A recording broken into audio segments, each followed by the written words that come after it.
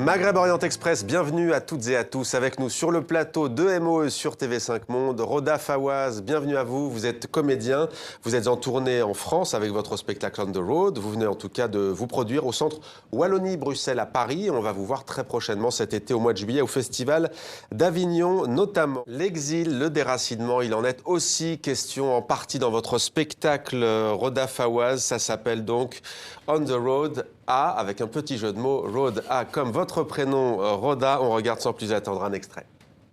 2 fois par semaine, la classe est divisée en 3. Cours de religion chrétienne, cours de religion islamique, cours de religion morale. Enfin, la classe de morale.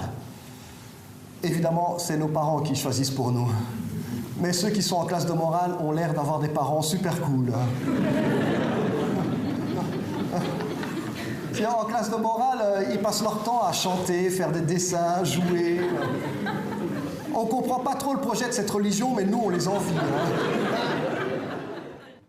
Roda Fawaz, qu'est-ce qui vous a incité à jouer d'une certaine manière sur scène l'histoire de votre vie, même si c'est plutôt universel, avec humour et autodérision?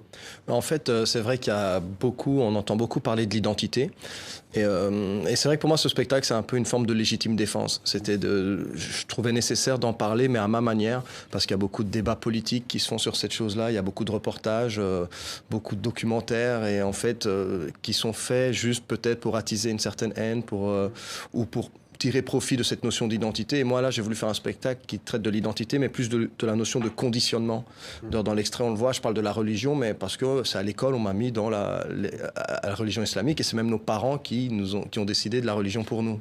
Et d'ailleurs, vous vous inspirez des identités meurtrières d'Amin Maalouf qui disait « C'est notre regard qui enferme souvent les autres dans leur plus étroite appartenance et c'est ce même regard aussi qui peut les libérer. » C'est le fil conducteur du spectacle. En fait, c'est à travers mon parcours, partout où je vais, des gens me voient parfois comme un Belge, parfois on me voit comme un Libanais, parfois on me voit comme un Parisien, parfois on me voit comme un Marocain. Et même dans mon métier, on me renvoie aussi une image. Voilà. Donc ouais. C'est constamment le regard de l'autre. C'est un leitmotiv. Ouais. Alors vous campez, vous incarnez à vous seul une vingtaine de personnages. Il y a vos copains, Mohamed, il y a aussi Dorothée, il y a votre père fantasmé.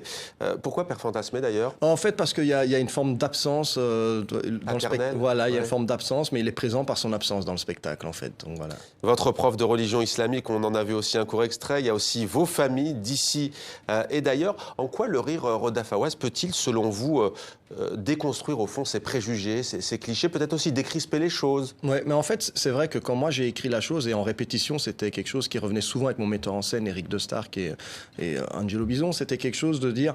J'avais écrit un drame, moi, en fait, parce que dans un moment du spectacle, j'explique qu'on est 4 copains et qu'on se fait tous passer pour des Italiens.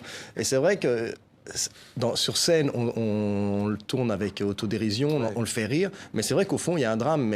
Mais pour que les gens perçoivent l'histoire et que ça ne tourne pas au spectacle psychologique ou à la psychothérapie, il fallait faire passer l'humour et avoir de la distance avec cette chose-là.